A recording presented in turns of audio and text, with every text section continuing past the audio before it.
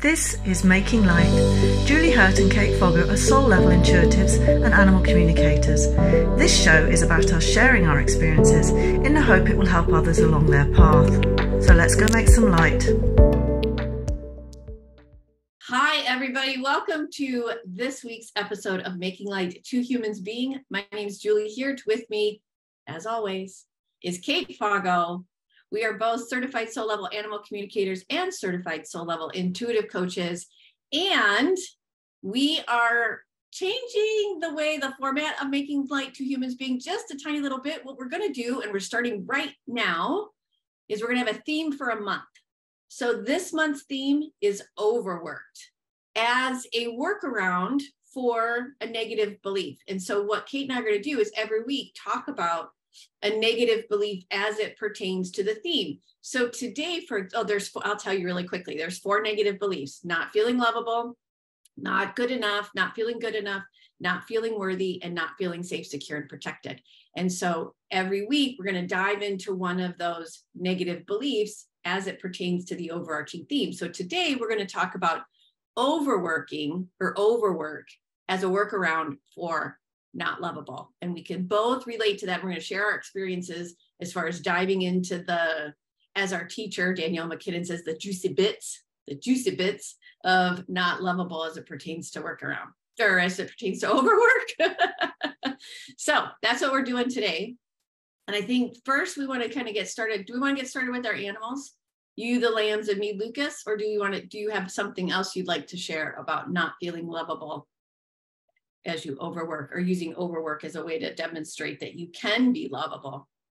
I was going to describe what we mean by overwork, but we can do it any which way you want. I'm not sure that my issue with the lambs, they are very much a part of my unlovable, whether that then leads to that's part of the overwork or not, I'm not sure. I think Lukas fits it a lot better. But I just think it's interesting to say that, because we said, like, what we would, if we came up with themes in advance, we'd see what came up through the week.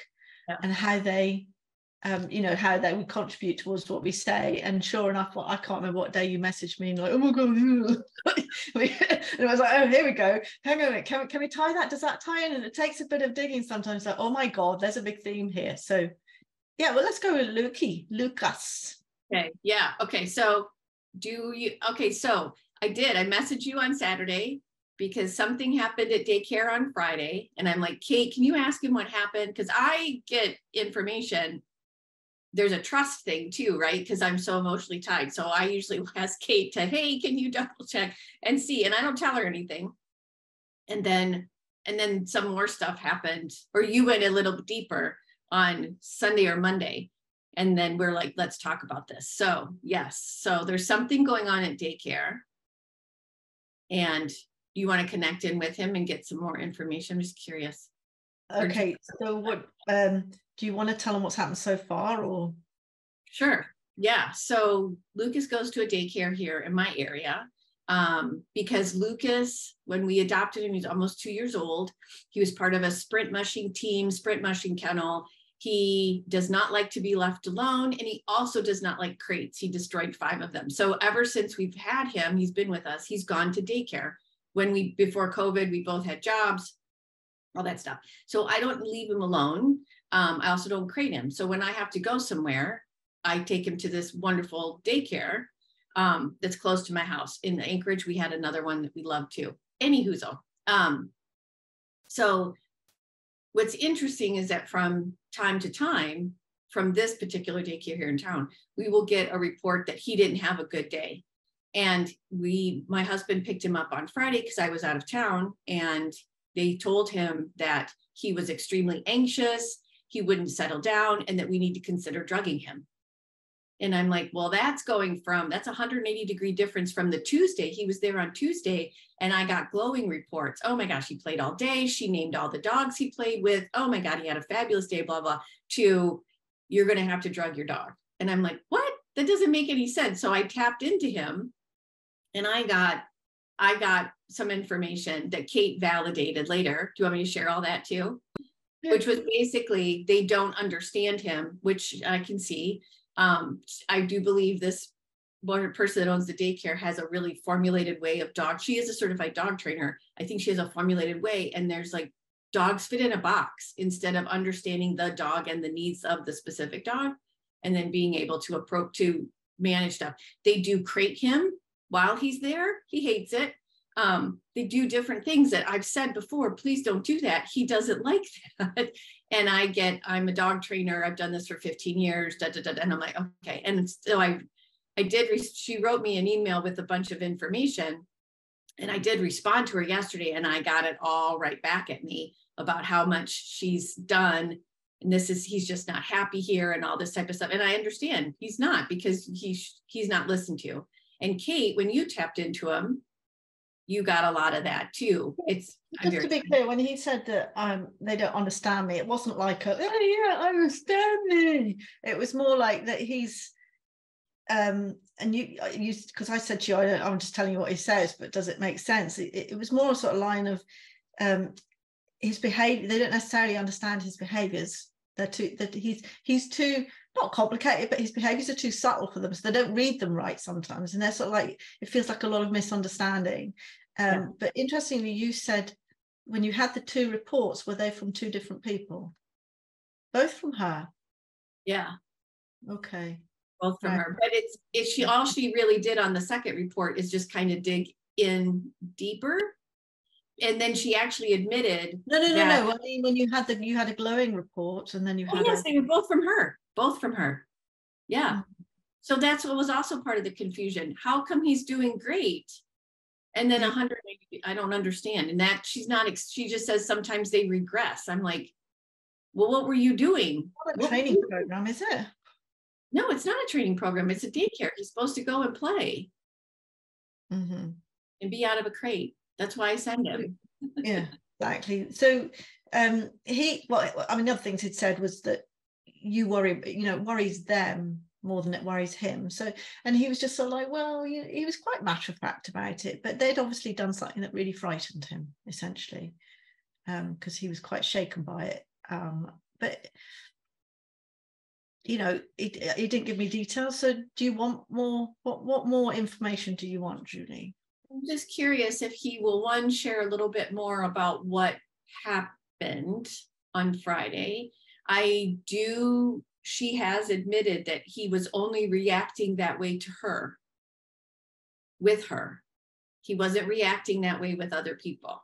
So when I first connected with him, before I asked you, he said, it's not me, it's her. Mm-hmm. And he's trying to help her overcome some things. And then the misunderstanding happens, and that's what you also got as well. But I'm curious, there's two aspects of this. I have found another daycare that works out of this woman's home. It's close to me. And so they're never crated. So I'm curious if that might be a good an opportunity, but I'm just, yeah. Right, without asking, I would immediately say yes, if the crating's an issue for you. Because everything I get from, I'm going to check with him. Yeah. Let me connect with him. Shut up, Kate, ask the dog. No, it's fine. Yeah, because I want to tie it back to this unlovable for me. Yeah. He's so sweet. He's immediately like, I always get that image because I know it's a photo I've seen when with his face sideways, and because he's got one different coloured eye, just sort of his whole face looks a little bit squint. He's just sort of walking. I go, okay, Lucas, hello. I know, darling. And he's sitting down. He's leaning back against my legs, and he's got his head up like that, looking at me. Oh, this is so exciting, he says. Okay, so Lucas, do you want to what question are we asking? Do you want to share a bit more about what happened on, was it Friday? Yeah. Should we refer to the lady as the owner? Yes. Okay. You're not going to name and shame her, Julie? No. Okay, Lucas. So I'm going to ask him, can you tell me what more about what happened on Friday with the owner? So Lucas, can you tell us what happened on Friday with the owner? He just did this in a way that only dogs can't. he's making light of it, and I think he intentionally makes light of things. And oh, there we go, making light. But he says, because you take it also very seriously, and like it's not a game to him, but it's like, you know, people are mad, whatever, fine, okay. And he says, no, but seriously. Down. He said, she did really frighten me. So I feel like there was a whoof, and I think I said that before. Oh, I don't remember that part. Maybe you did. I don't remember. And I then see him with his tail like tucked right under his bum, moving away. Like I don't think it was hit. It was like something going whoof behind him. But something gave him a real fright. And I even hear like a whine. And what he told me, did I record it? I can't remember. What he told me or showed me, told me, I think, that a little bit of pee came. It's like he was like genuinely, genuinely something really frightened him. It doesn't, from the sound, it's like something falling, like a heavy leather cushion. Poof. You know, it's not like someone hitting, or maybe somebody hitting with a magazine or something. There's definitely okay. He says it wasn't intentional, but something really frightened him, and he just, you know, and it seemed to unravel from there. He was quite hyper, not surprisingly. She came in firm, right? Whether this is me interpreting, sorry. So I'm going to ask him, did she see what happened? I know you're not supposed to ask yes, no questions, but I don't think she knew what had happened. She just sees the reaction. He's just walked out. She just sees the reaction, and she comes down firm. Like he's saying that when he's frightened with you, he gets comfort. She treats it like misbehave. Interesting. That makes sense, though. Yeah. Okay. But being fair to her, I'm not sure she witnessed what happened. Yeah. Or am I interpreting that? He doesn't know either.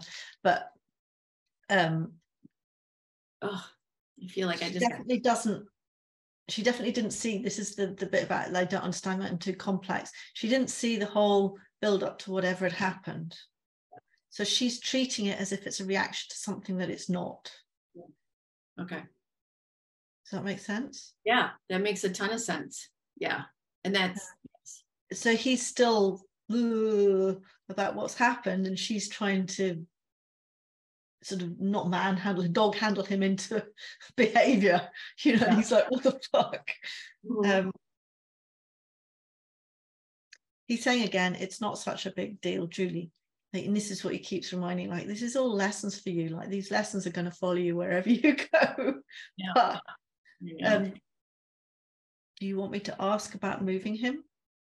Yes, if you don't mind, real quick. No, but I'm in full transparency. Obviously, Kate has an opinion. So yes, just ask him how he feels about Gabriella's. He goes, ooh la la. Did I do that? So, maybe not, maybe off camera. It's just, no, I'll tell you off camera. Just I'd witnessed someone else's reading, and I heard that it was being recorded, and someone was teaching someone else, and they said, did that come from you or from the animal? And there was this discussion about it, and then there was a discussion about it later, and I thought, do I do that? I don't know. Do I do that?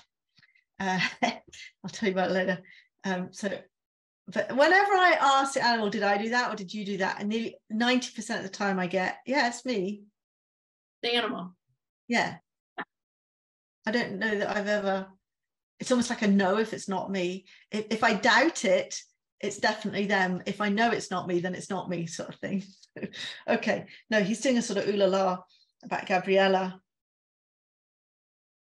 I get that feeling about Gabriella, like, sort of that he likes her.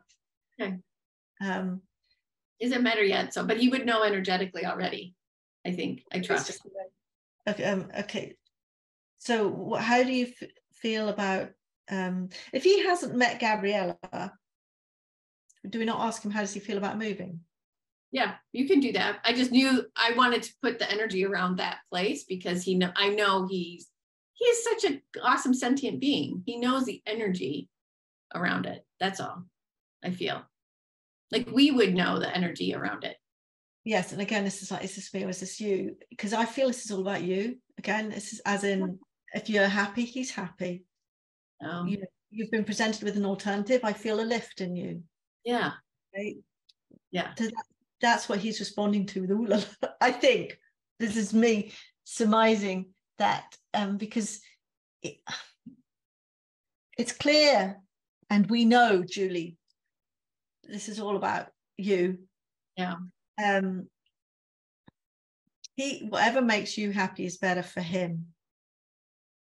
He says if there's no crates involved, that's better again. Yeah. Now, I was going to say that. Do you agree? Because I think this is Kate. He's going, no, totally. Right. Okay. Because my point is just don't burn your bridges. Okay. Your point or his point? It was my point, and I just asked him if it's my point. Well, it came up immediately. You said that just to give you choices, Julie. Yeah. Okay. See, I don't know if this is me or him, because it's like if she's a one-man band and you're left in a scenario where, because this other woman's got is it more a bigger business? I think I'm picking it up intuitively rather than from, I'm not getting this from Lukas, but what I got intuitively when you were talking is she's a smaller outfit. Don't burn your bridges with the other place, even if you just say, I'd like to try him somewhere else, and or whatever, but I would love to know that I could bring him back if it doesn't work out, or if they don't have availability, like keep it friendly along those lines. Yeah. I won't burn any bridges. Anxiety as well, knowing that you're always covered. Yeah, that's fine. Okay. So Lukas, how do you feel about moving? So he's always keen to have new friends.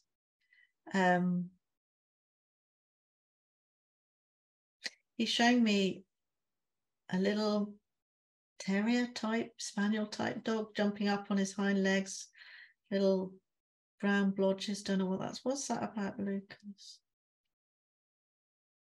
He's saying new friends. How do you feel about moving? He's saying it's fine. Whatever works for you is fine. Okay. Like, he is not as delicate as you think he is. He's he shows me like it's like he goes something and you go, ah, and you're like running over there and what's happened and everything. He's like, he's not as delicate as you think he is. No, I see him doing this like, I'm fine, what are you talking about? And he's brushing himself off like, whatever. Sure, I just took a tumble. Who cares? Yeah. He's just like, it's it's all fine. And that all of these scenarios upset you a lot more than they upset him. Yeah. Which I believe is part of this not lovable, particularly like this taking things seriously. And then when you were talking with him again or I think when you were talking with him on Saturday or Monday, he talked about the lesson being sovereignty or knowing what I want, something along those lines too, which really tied to the not lovable. One of them being, that he's a sovereign being and, he can to some degree take care of himself. Thank you very much, Mummy.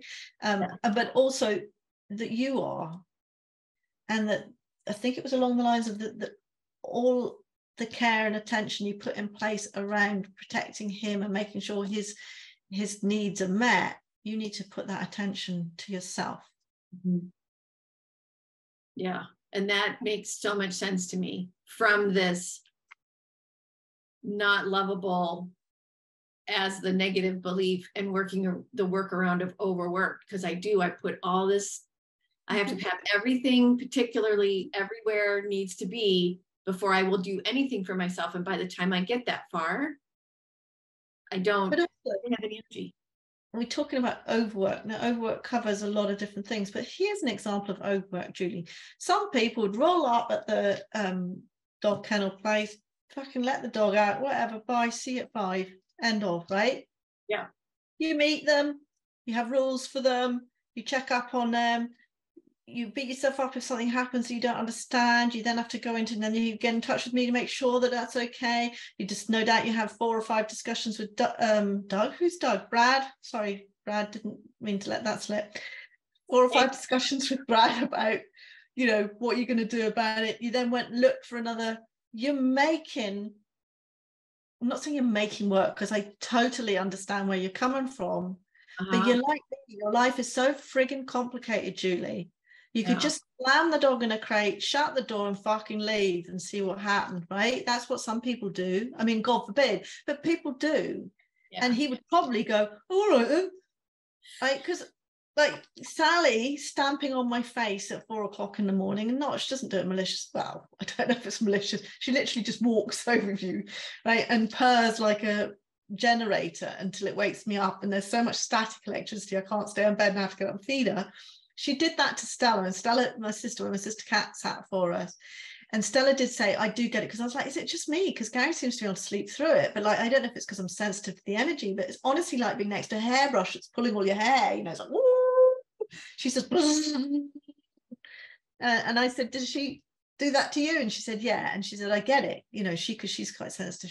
She said, but I didn't get up till 7 o'clock, and I had no intention of getting up till 7 o'clock. And the next day, Sally didn't go in until 7 o'clock. Whereas I, you know, because Stella's like, fuck, well, she didn't, because Stella wouldn't say fuck you, but if she was to say fuck you, she would metaphorically go, well, that's very well, Sally, I love you to death, but you're not getting fed till, I'm not getting up till 7 o'clock.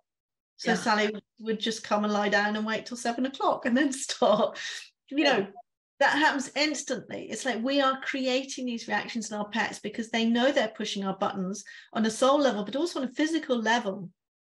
They're like humans and people. They instinctively know who they can not manipulate. That's too strong a word. You know. Yeah. So like if you were just like, I'm fine with putting them in, you know, these are my, basically, this is all about you being okay with it. Because you're not okay with it, then you're starting to, well, maybe I need to do that. Maybe I need to ring so-and-so or check up on so-and-so. I need to find another daycare center. Need to discuss this with that. Need to check how he's feeling. Make sure that he's okay. You know, all this. Overwork. Yeah. Just to feel, it's just, I put it on him, this loved feeling, but it's really about me. Just because, this is what it came, well, let's feel into this intuitively. I'm just going to say thank you to, he's still going to hang around, he says. Okay. It's part of your belief that if you love somebody, this is all the stuff you have to do for them. Oh my gosh, that makes so much sense. That makes so much sense. I can, oh my gosh. Why? Because nobody ever did it for you, right? So nobody is ever, because your needs weren't met. Yeah. You're never, ever going to let anybody else feel like that. Because it hurts. This is what I'm working on. You get me crying. Stop. This is why I've been crying for 2 days. Because it's like I can't let anybody feel that pain of what it feels like to not have your needs met. I mean, okay, there's, you know, that covers a whole gamut of stuff. But essentially, that's your, you know, because you feel unlovable, you can't, you know, you overcompensating for someone else because that's what you think love is all about, is doing stuff for them, because no, you didn't get that. That's what I think anyway, personally, from my experience. It totally resonates. You can see, you can just, yeah. Wow. And I'm even just thinking now about my, you know, we moved from Alaska to here, so to help take care of my mom and dad, which is where that unlovable feeling started back when I was 2. I know this incident, and yeah, oh my gosh. And I moved back to help take care of them, even though they don't necessarily want it. They don't need it yet, but you can see where the train is headed. And it's like, I can't let them I don't feel I can let them suffer. I mean, I just drove with them to Ohio. My dad wouldn't let me drive, but I just drove with them to Ohio so they could see their siblings. So I took, 2 days offline from a business. So 2 days I couldn't accept appointments. 2 days I couldn't do writing work on, although I did a little bit in the car, but still, yeah, look at that. I did all that. Yeah. And just to remind everyone, this is not necessarily parent bashing. Your parents do the best they can with what they've got, but essentially and from what you've said, and I'm just guessing here, maybe I'm intuitive, I don't know, if you're a sensitive child, a lot of your needs wouldn't have been met because they wouldn't have known how to deal with you. So they wouldn't have understood, like Lukas, the subtleties of your behavior, of what you were asking, what you needed, because that's another really good, I can't remember what quote, I wrote it down, quote from somebody saying, it was Eckhart Tolle. Was it Eckhart Tolle? I put it in our chat. We have a chat where we, remember this. But your parents gave you what they didn't get. So it's all because it's natural. In the same way you are giving Lukas what you didn't get, that level of attention, that, that care and attention and lovingness and all those things. So your parents give you what they didn't get, which isn't necessarily what you need, because we're all different. Yeah. Dr. Gabor Mate talks about, it's not parent bashing, to go back to that point, it's not parent bashing because they too were injured. And then you go back to all the generational trauma. So all that is coming at you in addition to what you needed that didn't get met. And it's, and this work is so interesting to me, because even as what I had a little epiphany there while you were talking too, was they're talking a lot about, from an astrological perspective, that this is a time, astrological, so astrology perspective, that this is a time of when we're looking at things and really from generations and whatnot that don't serve us, and bringing it to the light so that we can release it, let it go, let it be cleansed. So I was thinking of it in terms of racism and inequality, socioeconomic, like that type of political stuff. And actually it is all that. And it's also all of our own big T, little t traumas. That's all this. And that's why this is being brought up. This is why we're making light, Kate. Well, that's it. That's it. I mean, if you've got for every person who feels misunderstood and hurt, they then go on and, unless they work. I'm sure if you and I had children, I know it's unthinkable, but it's possible that we would have made some mistakes. I think unlikely, but it's possible. I'm giving a child what little Kate wanted. Right. And maybe little Jeffrey doesn't need what Kate wants. Maybe I've got some little, I don't know, fascist conservative little bastard that needs something different, and I'm giving it all like Kate woo-woo woolliness of love, and he's going, get off me, mummy, get off me, I can't bear it. I don't know. Who knows? Yeah, that's a real, yeah. Wow, that makes so much sense. Now the opportunity is to just, first, the biggest thing is to be aware of it. So now I'm aware of it. And now I just have to kind of watch. The way that I'll do it when we've gone through our soul level intuitive coach training is be aware of the signs that come up as I'm aware of, there I go. There's the overworking again. There's overworking as it pertains to not lovable. There it is again. There it is again. Okay. Well, let's ask Lukas. Yeah. Yeah. So normally when we do a soul level reading, we would ask for the behavior that the animal's exhibiting that's teaching you a lesson, ask you what the lesson is. But I think we sort of get that. But we can ask him, which is also one of the questions we ask, what you should do with him in order to learn this lesson. So this will be in the context of how do you move forward from here? What do you do about this situation that you're in? I'm sure he didn't say that. He just used the F word, but that's probably because he's talking to me. Did he calm the fuck down? Yeah, he would say that to me too. Yeah. Okay. Yeah, he swears. We swear. Okay, Lukas, what does Julie need to do with you to move forward in this scenario? So first of all, stop taking it also personally, and that's not with him, but stop taking it also personally. And again, he's referring back to this. He's not as fragile as you think. Yeah. It's lovely that you care about him, but you are, the word he's using is over egging everything. Like you're seeing more drama there, and he's saying that the woman doesn't help because she's quite woo drama oriented. He's going, if you take the drama out of it and look at the facts, it's nothing like life-threatening. He's not unhappy. It's not, you know, you need to sort of take the drama out of it and look at objectively, is he being cared for? And on the whole, he is, right? Yeah, right. So like keep it drama free is what he's saying when you look at it.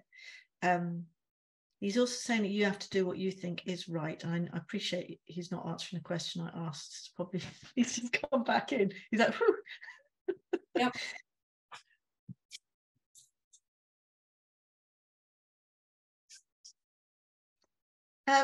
He's saying to talk to him when you go walking, when you have these concerns, offload onto him. Like there's this feeling that you hide this from him because you don't want him to think he's a bother. Is that true? Yes, I do. And I know where that comes from too. Talk it out with him, you know, as in, you know, because as you talk it out with him, because he's non-judgmental and he's not going to answer you back, at least not, he's not going to shout at you or tell you shut up. You know, you'll be able to sort of talk out the drama, and then you'll be left with it. Okay, now I feel better, a bit like we did earlier, right? Okay, now I've got it out my system. Because at the moment you're like, I'm in a jam, I don't know what to do. You know, he's being careful, but he's clearly not happy. They keep using the crate, and I've asked him not to use a crate. Why the fuck does she use a crate when I've asked him not to use a crate? Like, you know, and you all of that, and then you sort of go, okay, but really, what needs to happen here? Because there's just a lot of annoyances and irritations on your part, because nobody, I said this to Gary yesterday, nobody can take care of your dog as well as you do, right? And you're irritated by that, right? Because you give them fucking instructions and they don't follow them, right? You know best. Yeah. So it's like, if you can get all that out, then you'll be able to see a more constructive way forward. And he's like, just tell me. Just vent. Okay. Yep. Okay. And I see you actually sitting down and going, so what do we do? And then he just like licks your nose and you're like, all right, then doesn't really matter, does it? You know, because he's like, whatever. Because he doesn't care, Julie, as long as you're happy. This is all about you being happy. When you feel safe, secure, and protected, you know, then it will all fall into place. Okay. Does that make sense? It makes so much sense. It makes so much sense. I got from Matt Kahn once a little mini reading, because I bought his latest book. And he was saying that for me, I never told my inner child when I was feeling pain. I just told my inner child, don't worry, I've got this. And like, you stay there, I've got this. And I never helped the inner child understand what was going on. And when you said that, I'm like, oh, that makes sense. Yeah. And taking it seriously and personally, that makes sense. And talking with him, there's also that trust aspect, which is what he's been working with me on too. So it makes a ton of sense. I can see how this working really hard on overworking to figure something out that doesn't, I just need to figure out too what makes me happy, because that's something I put off, right? I let everybody else tell me what they need and I take care of that. And then I take care of myself, which means it doesn't happen, because by then I'm too exhausted and I just go to bed. Then you feel resentful. Yes, exactly. Yeah. Yeah. How do we should switch to you as far as unlovable and not overworking? I don't know that it relates to overwork. Let me just say bye-bye to. Yeah, thank you, Lukas. It's funny. The lambs are tweaking my not lovable, and I'm just exhausted by it at the moment, because I've been trying to do this ever bronies. Okay, let's sitting with that feeling, and what happens is I cry and then I get a headache and I feel because it's like you. I'm not sure. It's not like an incident. It's just you know, objectively as an adult looking back, with a father who was emotionally unavailable and a mother who's fucking mental. Right? I know I never got my needs met, and I'm actually beginning to what my guides, you see, I'm using your language. I just went for a walk and was chatting with them, but as you would say, and what my guide showed me this morning was that as a child I was like full of, but look at this and look at, you know, and trying to draw people into my world because I was really excited about stuff and I loved the way things worked, and it would just get shut down because either they weren't interested or they were you know, my mum always told me I was showing off because I'd get really enthusiastic. So it just shut me down, basically. So there's that level of it. There's also just the not meeting the really fundamental needs of love and affection, right? Because she's not capable, you know, and, you know, so, but I don't cry when I think of that. But when I'm faced with the lamb this morning, so I had all this yesterday and I was trying to explore it all, like, why do I still react? I'm not as bad as I was, but I mean, stand there. He was between, they've opened the big field again, so the sheep are scattered and it's a long way. But a sheep could get around it in about 10 minutes, but he's not gonna. He stood on the wall between the two of them. He stood on the castle, there's a ruined castle. He stood on the castle and went, nah, nah, nah. Right, so this is at 6 o'clock in the morning. I went out for a walk. I'm out for 38 minutes and he was still at it. He was still at it when I did my 27-minute exercise. He was still at it, like, and it just like, it's like my head's going to explode.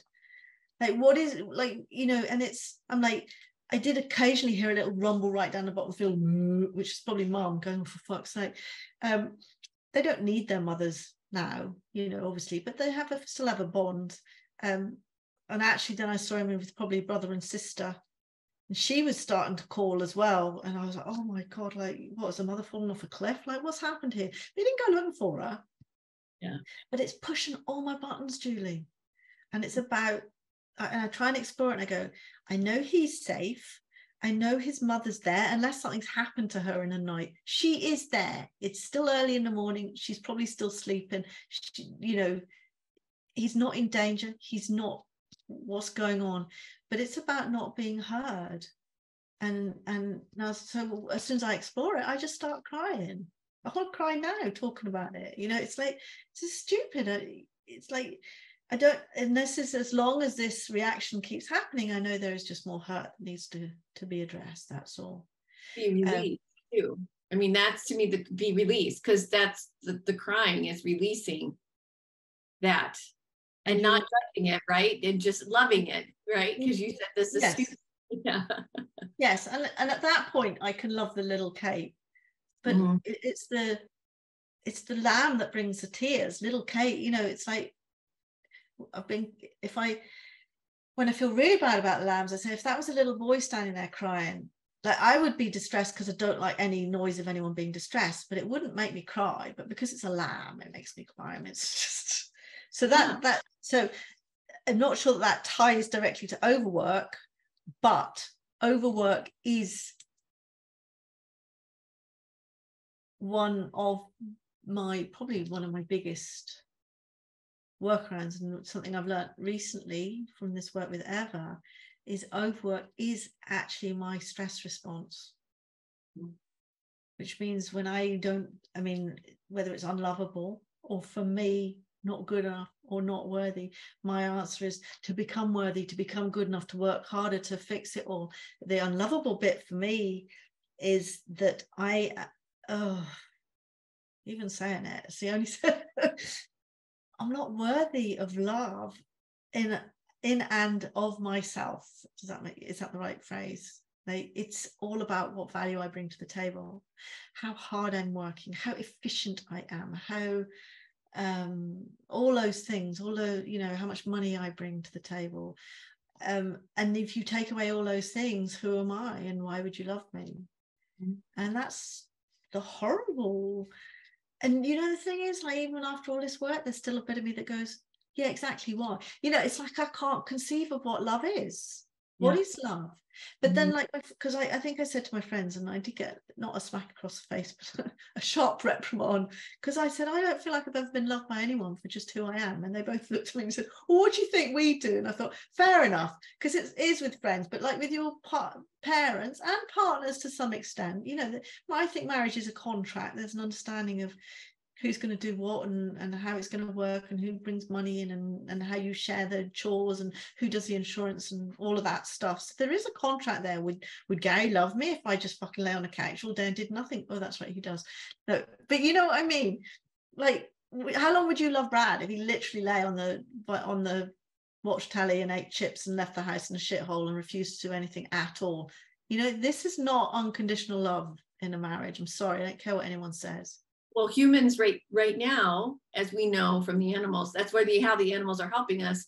We are capable of unconditional love. We are not yet demonstrating it across the board. Right. And again, you could unconditionally love somebody who wanted to lie on a couch and eat chips, but you probably wouldn't live with them. No. You'd go live somewhere else, you know. So anyway, but I suppose your friends, and my friends in particular, I would say that probably fair enough, you know, because they're not getting anything out of me. Yeah. In terms of my work ethic. Right. Yeah. I mean, I think my parents love me, and I do think there is an element of them that sees me for exactly who I am. I think what happens when I look at how things evolved with us, they also have histories and traumas themselves. And so they come rushing in to protect me. So like for you, when you were saying the guides kind of pulled this little thread out when you said your mom would say, don't show off. There's something behind her trauma, and there's trauma behind her response of don't show off, where she's like, oh God, there she goes, because I did that. And this is what happened to me. So I want to protect her from that. And I know that's to some degree, not 100% what they were doing with me. And I do think they see me for who I am, but there's the see, but there's also the acceptance aspect. And I think part of this, and this is the guides talking, this is not me. There's an aspect of trauma where when we don't get the love we've asked for, which is this is to some degree little treat trauma, that's because they see you for who you are, but they don't necessarily just accept it. Because if they accepted it, we could just be and allow ourselves to explore different things, like you being able to share all the things that you saw, or me going, look, this dandelion is talking to me. I remember that the more that we do this work, the more I'm remembering little incidences of being sensitive and being, you know, why it's a rabbit. Rabbits aren't going to say anything. Yes, they do, mommy, you know, that kind of thing. But that acceptance aspect of it, and just accepting who we are and nurturing that accepted aspect, that would change a lot of things. So for us to do the same thing, to accept ourselves as well as accept people for who they are. And I'll even reference A Course in Miracles talks about moving from responding to things from fear to responding to things of love. And that love aspect is being able to see that person that you may not agree with. I was using the language of what you called Jeffrey, conservative fascist, being able to see who they are, and accepting them for who they are. You may not agree with them. Yes. But acceptance, yeah. Yes. And I can see how I'm not sure I would agree that that's why my mother protects me over that particular thing. But there is an element of, if your child is very different and talking to rabbits and stuff like that, there is a worry that, well, what will other people think? So there's a societal pressure to say you need to shut your child up because they're a lunatic and they're going to get carted off and people are going to hate, you know. So there is that side of it as well, which will be interesting to see if that ever changes. I don't know. Yeah, I don't know. So yeah, absolutely. I do. The guides were just sharing, when you even said at the very beginning, you're talking about the lamb bleating. And the guides were like, yeah, Kate would sit there and go, look. And you were bleating too, and no one was listening to you, as you have said. So yeah, that really triggered all of that too, which is and it still does. And I, you know, there's a bit of me that goes, well, what would be a normal response to that? And I think I know the answer. As long as it's making me cry, then there's stuff that needs to dig up. Because, you know, if I did not have these wounds, I could, as a sensitive person, see that and still feel distressed, because I don't like, you know, the thought that he's calling for his mum and he doesn't know where his mum is. And I think, you know, but it wouldn't make me cry. I'd be able to separate, because there's a bit of me, I was standing there because I was like, I don't know what to do with myself. It's like, and I'm sort of sitting there going, okay, this is not your pain, Kate. One, he's a sheep and he probably doesn't give I'm not saying he doesn't give a fuck, but he does not have the story behind it. He's just going, where's mom? Where's mom? Yeah. Where's mom? Whereas I'm going, oh my God, I'm alone. I'm going to die alone. Yeah. Well, and he doesn't have the hindrance that we then build in ourselves. He's like, I'm going to continue to ask for her until I get what I want. Whereas exactly. we begin to shut down. Shut down. Yeah. Yeah. And actually, I should remember that. And then next time I'm going to go, thank you, little fella, for reminding me that you will just keep pushing for whatever it is you want out of your life. Because you're absolutely, because I'm just like, your throat, you're like, just stop. But, oh my God, but they've just been really hammering on this week, because that's been the third instant I've had where I've ended up with tears in the last 2 days. So I've got a bit of a headache. I'm glad you talked about this in terms of not lovable and overworking. Because remember how when I lived in the UP for a hot second, the UP of Michigan for a hot second, and there was that dog behind me that would constantly bark.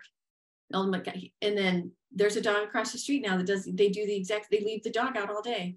And it barks. And it's the same thing. And I'm like, why is this happening again? And it's the same thing, exact same thing. So they're pushing buttons. You not complain about that in the US of A? Say what? You not complain to animal places? No, they're overworked and underpaid, and they have bigger fish to fry. And I could just confront them, which I had actually. Here's my overwork for this guy. Is I was for the longest time trying to get them to let their dog come over here and play with Lukas during the day. That was my overwork, right? And they wouldn't respond, and I gave up. But get personally, oh wow. So I'm trying to fix it for you now. I'll shut up. I'm like, well, what have you tried this? I know, right? Exactly. Here we go. We go right. Look how quickly that happened. We go right into overwork. It's like, because this is why I need to keep checking. When you tell me stuff and I'm talking to Lukas, because I know the situation, and again, we'll just say this to other clients, typically in a situation where you don't have the background, it's not such an issue because you haven't formed an opinion about it. But obviously the stuff with Julie, I know what's happening, and that's why I need to keep checking, is that Lukas? Because my overwork, I need to fix this for Julie. That's a bit of not good enough in there as well. But there's also this, there must be a solution. I'm sure we can work it out, head down, find a solution, just keep at it. And that's my solution to everything, and work it to death, Yeah. Yes. Whatever. Oh my gosh. Okay. So clearly, all right, overwork. Big, huge theme for this whole month. We were talking just about the not lovable. Next week, I forget the plan. Hold on. I got to look it up just so everybody knows. Next week, we're going to still talk about overwork, but we're going to talk about it in terms of not worthy, I believe. Am I right? Okay. Yeah. That's cool. Okay. All right. So overwork. So what would be really interesting for everybody that's watching is let us know how overwork as a workaround resonates with you, and does it trigger this not lovable negative belief? What little things are you finding that you do to deploy overwork? I have to make sure I say this right. Overwork as a workaround. I think that would be if you are open to sharing, I think that would be wonderful if you all would leave comments. It doesn't have to just be unlovable, because I think, when you start this, it's not always, but Julie and I have been doing this a long time. When it starts, it might feel they're all like, well, and they are. Yeah. But, so it might not be obvious to you that it's not lovable. In fact, you don't even need to use that language. In fact, we could, if there were comments, we could then look at what you've said and tell you what negative belief is behind it. It could be, for example, when my kids are sick, I find myself doing blah, blah, blah, blah, blah. You don't necessarily have to articulate in terms of the negative belief, because that's something that comes with practice. It's more about recognizing when overwork it's hard to do. Almost like a compulsive behavior, an escape. Yeah. It doesn't feel like an escape, right? But it is. Yeah. Doesn't feel like an escape at all. We've got more magpies. I saw lovely hairs up there where I have my walk now. Good. Yeah, sorry, it's a bit random. That's okay. So I think that's a wrap for this week's episode of Making Light Two Humans Being. I'm Julie here. With me, as always, is Kate Foggo. If again, questions, comments, put them in the chat below. You can follow us on Facebook and Instagram. Please hit that subscribe button so that others can find us too, because this is a big topic and we got big themes coming up for the next several months. And also please share the episode so that others can find us too. And yeah, we'll see you next week right here on Making Light Two Humans Being, more about overwork and not worthy. We'll see you then.